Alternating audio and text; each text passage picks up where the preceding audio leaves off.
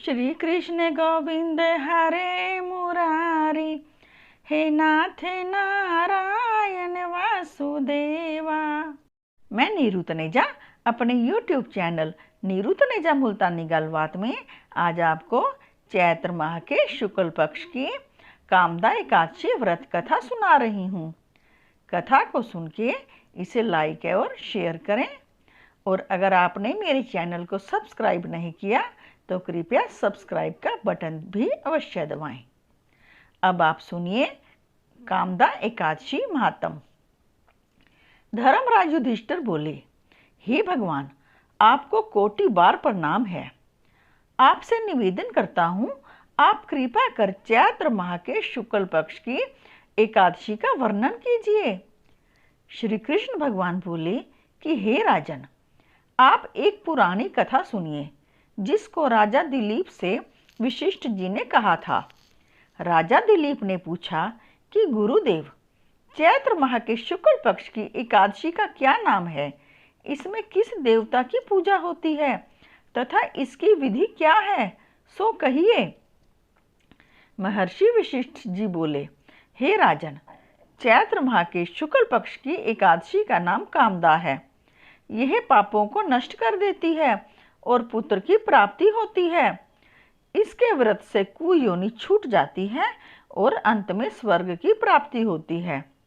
अब मैं इसका महात्म कहता हूँ, ध्यान पूर्वक सुनो। प्राचीन काल में एक भोगीपुर नामक नगर में पुंडरीक नामक एक राजा राज्य करता था। वहाँ अनेकों अप्सरा, गंधर्व, किन्नर आदि वास करते थे। उसी जगह ललिता और ललित नाम के दो स्त्री पुरुष अत्यंत वैभवशाली घर में निवास करते हुए विहार किया करते थे। एक समय राजा पुंडरीक गंधर्वों सहित एक सभा में क्रीड़ा कर रहे थे। उस जगह ललित गंधर्व भी उनके साथ गाना गा रहा था और उसकी प्रियतमा ललिता उस जगह नहीं थी। इससे वह उसको याद करने के कारण अशुद्ध गाना गाने लगा। नागराज करकोटक ने राजा पुंडरीक से इसकी चुगली कर दी। इस पर राजा पुंडरीक ने ललित को शाप दे दिया कि अरे दुष्ट, तू मेरे सामने गाता हुआ भी अपनी स्त्री का स्मरण कर रहा है। इससे तू कच्चे मांस और मनुष्यों को खाने वाला राक्षस होगा। राजा पुंडरीक के श्राप से वह ललित गंधर्व उसी समय एक विकराल राक्षस हो गया। उसका 8 योजन का शरीर हो गया। राक्षस हो जाने पर उसको महान दुख मिलने लगे और अपने कर्म का फल भोगने लगा। जब ललिता को अपने प्रियतम ललित का ऐसा हाल मालूम हुआ तो वह बहुत दुखी हुई।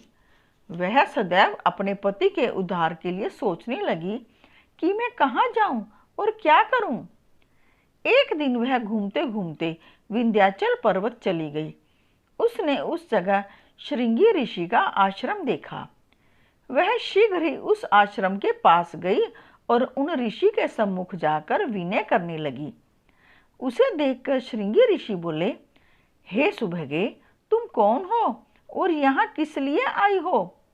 ललिता बोली, हे मुनि, मैं वीर धनवा नामक गंधर्व की कन्या ललिता हूँ।